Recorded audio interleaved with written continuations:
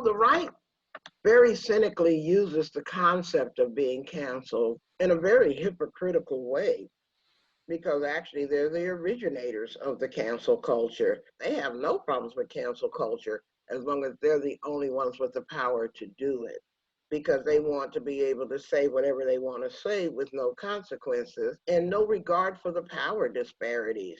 I think cancel culture is toxic when the left overuses it and chooses it as the tool of first resort. And I prefer calling in, which is achieving accountability with grace, love, and respect, as opposed to anger, shame, and humiliation of the call out culture.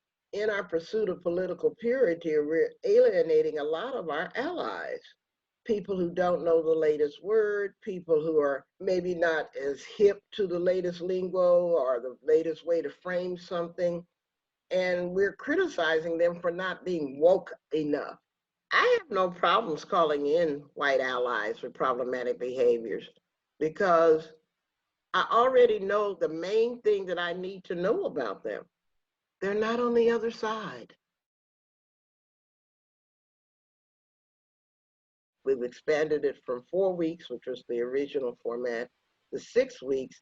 And then whenever you learn really dense new theory and practices, you actually need a practice session.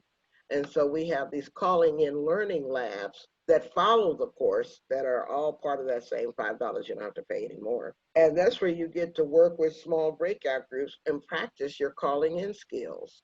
And it's turned out to be tremendously successful. I think we're in our 5th or 6th session now in only a year. And you can find that information about it on my website, lorettajross.com.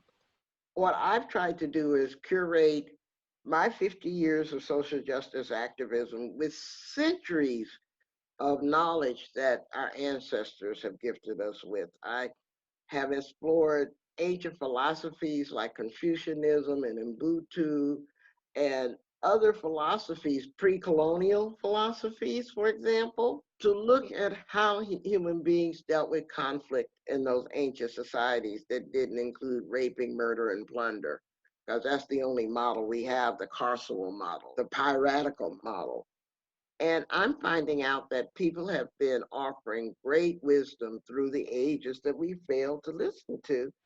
And so people are immediately using the techniques and finding that it is making an immediate difference, not only in their interactions with each other, but they're feeling good about themselves when they do it.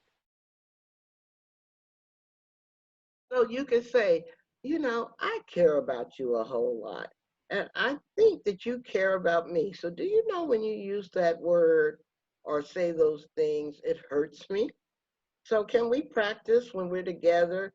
If it comes out, I'm not going to punish you for it, but we're going to practice together. You're not saying those kinds of things. If you lead with your love and respect for her, she's going to be more willing to invest in change because she knows and loves you. Better ways of handling each other with love and respect and grace.